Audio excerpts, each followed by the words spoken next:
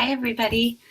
I miss y'all this weekend. I'm so used to starting the weekend with all of you in the visual journal class, and I miss getting together and making stuff. So I'm about to send out our final email from the class, but I wanted to touch on our last theme, which was color.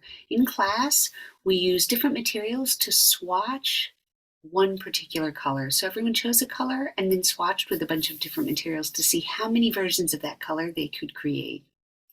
And my hope is that you'll use that activity as a springboard to get into your visual journals on other days. Sometimes it's hard to look all the time. It's hard to look at a blank page in a sketchbook and think of something to put in it. So I think a color theme is a great way to give yourself an entry point that's like low stress. You can swatch first and maybe find some tools that you haven't been using in a while, and that it might inspire you to go forward. And then with the color theme, you can choose the color that you chose and take that as a launching point for what to put on the page.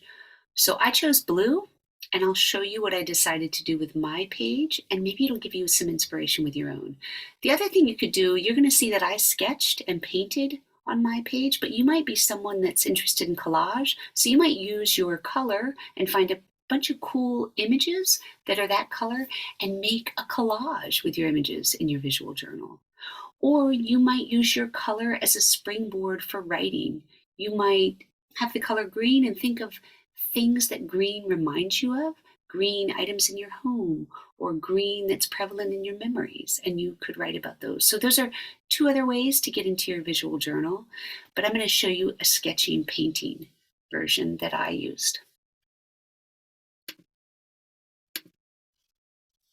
So what I did first is I gathered a bunch of blue materials. So I've got watercolor markers, watercolor pencils, color pencils, graphitin, which is a cool pencil. This is made by Derwent, and it's called graphitin.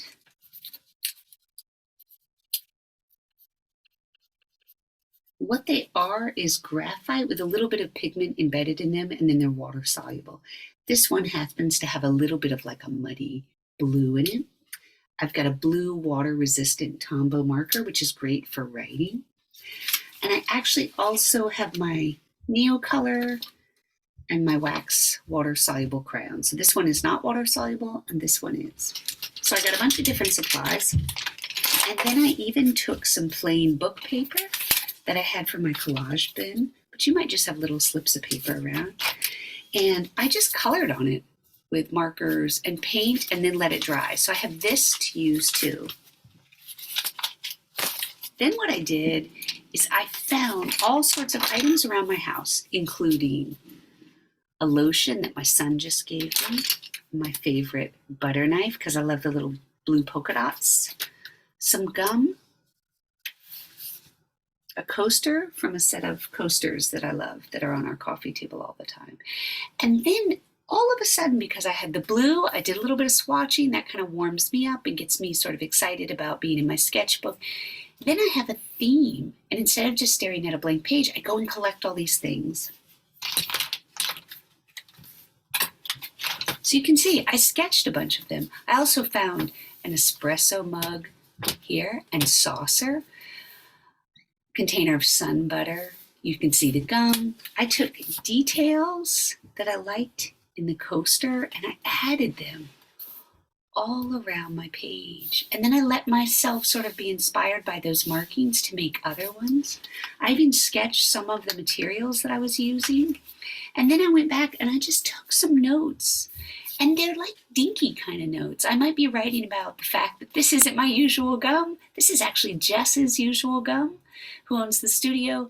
And all of us joke because we dip into her drawer in the studio and take bits of her gum. So that's a little something I noted down.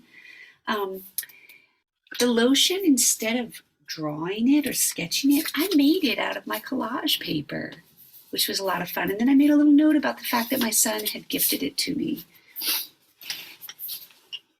So I ended up with a page that's full of a lot of color, even though it's just blue. Put a little hint of other colors to kind of add some spark to it. But it's mostly all blues, but it's all different kinds of blues that I'm not usually dipping into. And I got the fun of using some collage too.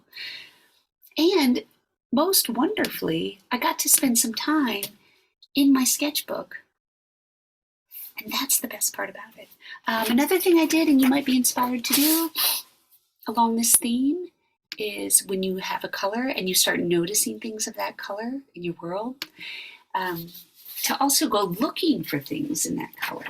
So I went on an artist date yesterday to the Harvard Museum of Natural History, and instead of sketching all kinds of stuff, I limited myself to blue, and I found birds that had blue in them, and that's what I sketched. It gave me a little bit of a focus for the afternoon that I spent there. So I hope this all looks intriguing to you. I hope that you went home with a bunch of swatches and maybe went home and looked at your own materials in a different way and tried to find maybe some tools that you don't always use, crayons, color pencils, paints, I don't know, markers, and you brought them out, and maybe you will kind of set yourself up with a color for the week, and you've done some swatches, and maybe now you can look for ways to bring that color into your visual journal. Anyway, I hope to see you all soon too, and take care. Bye.